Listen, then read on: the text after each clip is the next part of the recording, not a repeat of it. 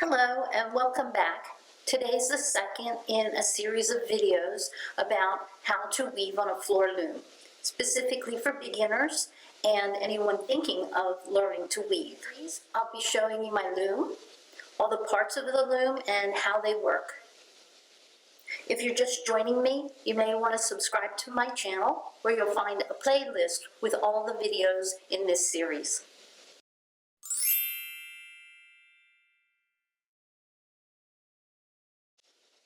The first and most important tool that you need is going to be a floor loom.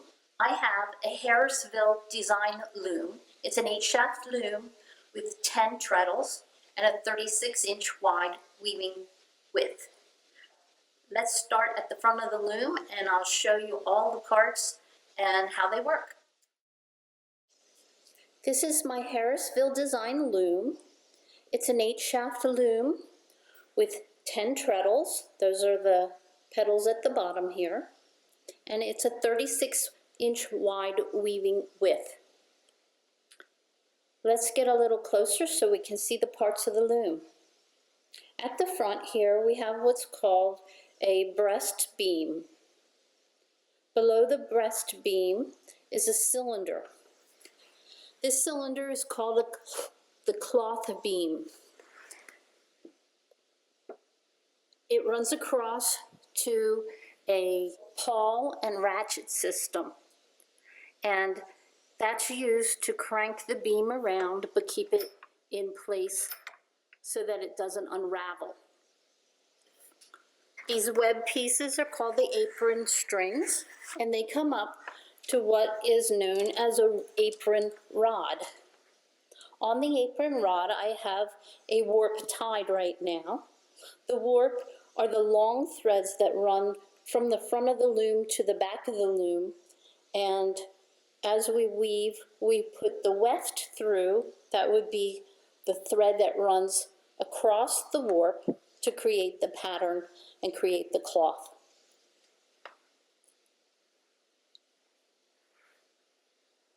The next piece is called a beater. In the beater is a reed. So we look closely at the reed. There are indentations in the reed. This one is a 12-dent reed. The spaces between the bars here are called dents, and through each dent we have a warp thread running. That helps to separate the warp threads to the correct width, and it keeps the warp in order as it's going through the loom. The beater is used as we throw a weft thread through the warp. We then pull the beater forward to beat it into place and then release it. We switch the shed or treadle that we're using and throw the weft the other direction and then beat it again. Behind the beater is what's called a harness or a shaft. They are the pieces that hold the heddles. Heddles are a thin wire with an eye in the center of it through which we put our warp threads. The heddles are held on different harnesses or shafts, and depending on the pattern or draft that we use, we'll decide which shaft they are threaded on. When we press our treadles on the floor here, it lifts different shafts. Different combinations of shafts will create different patterns as we weave the fabric. The shafts themselves are a wooden head and footer with a bracket on the side and a metal piece. In the metal piece is a clip. We can unclip it when we need to move any heddles.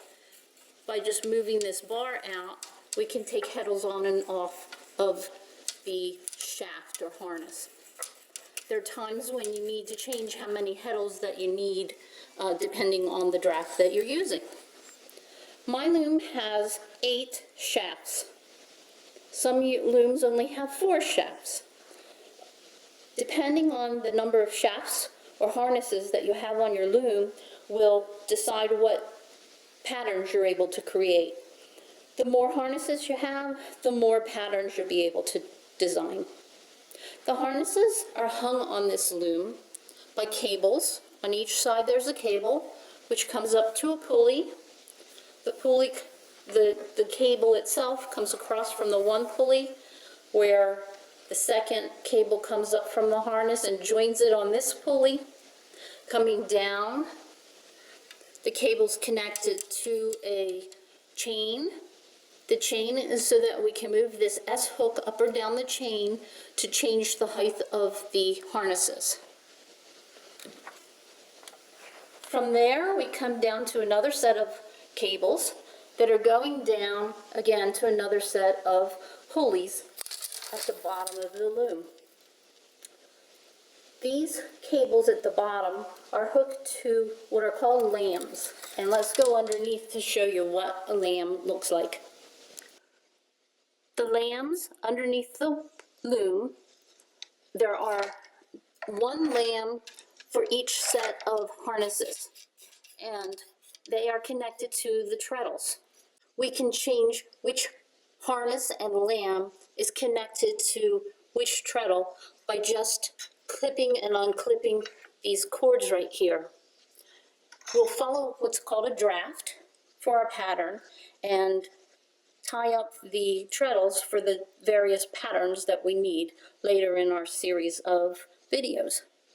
While we're here on the floor, so we look to the right, there's what's called a brake, and this is the brake release. We use that with our foot to release the tension on the cloth beam. When we want to move it forward, we release the tension, and then we're able to crank the cloth over the front beam onto the cloth beam.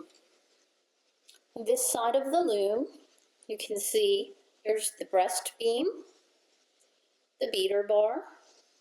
There is a crank here for the cloth beam. As we look across, the warp is running from the front beam through the beater bar, through the heddles, to the back of the loom. This back piece is called the warp beam, and it comes under to a cylinder that collects the extra warp threads.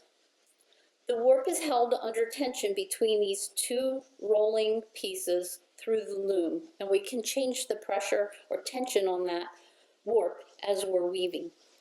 On the Harrisville design loom, there's one crank handle that is removable from the front cloth beam to the back warp beam, depending on which one you need to use. Since you only use one at a time, the one handle is just movable between the two pieces. My loom has what's called a high castle on it. That is the board that comes up above the harnesses. On my loom, the harnesses are hung from pulleys in the castle. Some looms, the harnesses are pushed up by jacks from the bottom, so they do not have this high castle part of the loom. Those are the major parts of the loom. All floor looms have these basic parts. They may look slightly different on different models, but they contain all the same parts. You'll understand a little bit better as we start to weave and see how the various parts of the loom are working. If you're interested in knowing why I chose a Harrisville design loom over another brand of loom, then stick around and I'll explain the features of the Harrisville design loom that you may want to consider when you're purchasing a new loom. Thank you for watching this video. I hope you found it informative. If you liked it, give me a like at the bottom here. If you have any questions, I'd be happy to answer any questions, so leave a comment and I'll get back to you. If you haven't done so, subscribe to my channel and you can watch this series of videos in a playlist. So in our next video, we'll be discussing how to choose a fiber and yarn to create your first project. Hope to see you then. Bye.